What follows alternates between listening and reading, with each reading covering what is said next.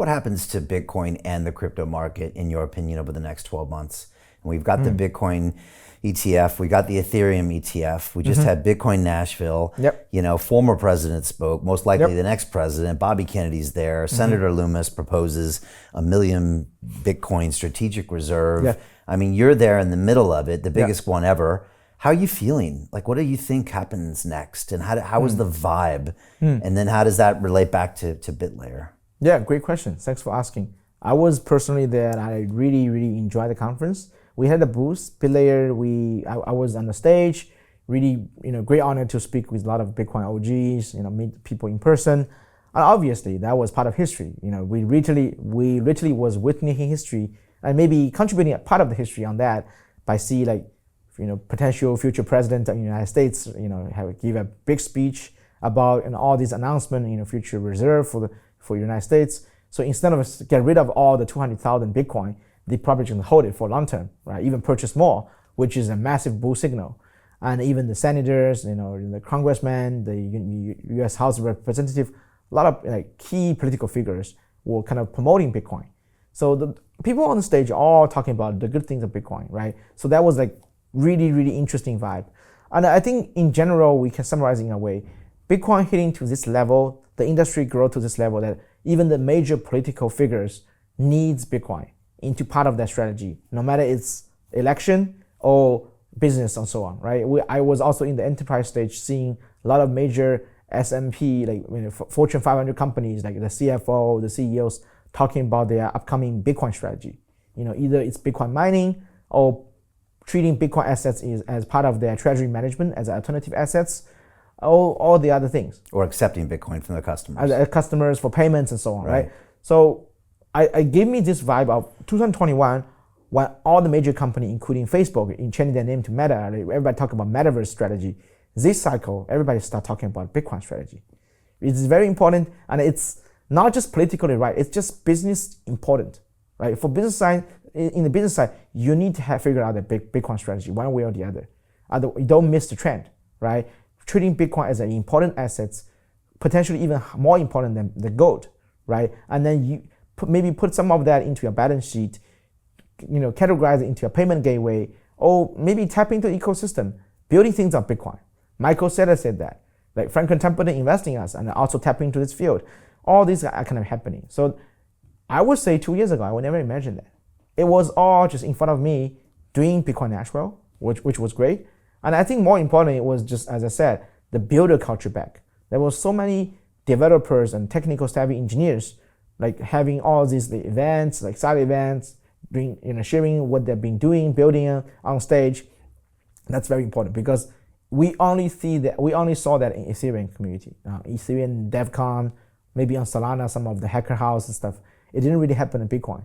It was essentially all just miners talking about how much Bitcoin you can mine, why your miners actually have the cost benefiting aspects, right? And how many megawatts. That was their topic. That's it, right? We still have a very big portion of the miners in their booth. I had a good conversation with Marathon, which is a huge company, one of the biggest one in the Bitcoin space in the United States. They are a public listed company. They even think about trying to build a Bitcoin sidechain. They had a VIP dinner with us. We co-host together. We're being generally talking to them. And also Foundry and a few others as well. They are looking at the Bitcoin programmability layer as an interesting way for them to tap into new futures. So I think that's important for them even to consider their Bitcoin strategy, the new way of Bitcoin strategy, not just Bitcoin mining. Yeah. What'd you make of Michael Saylor's speech and his strategy to just keep amassing Bitcoin and his concept that this is the only digital asset and it outlasts every other asset by multiple orders of magnitude? Also, you saw Dylan LeClaire, who I met at the Satoshi Roundtable. I think you were there as well. And he's now working with a Japanese company, and they're doing a similar strategy at a smaller scale, buying up Bitcoin and watching the price go up of the equity. Yeah. What do you make of? Are there more companies out there that are just going to start loading it up on their balance sheet? That's a good question. Well, first of all, on the government side, what I heard, the Korean government is working on that for Korean ETF.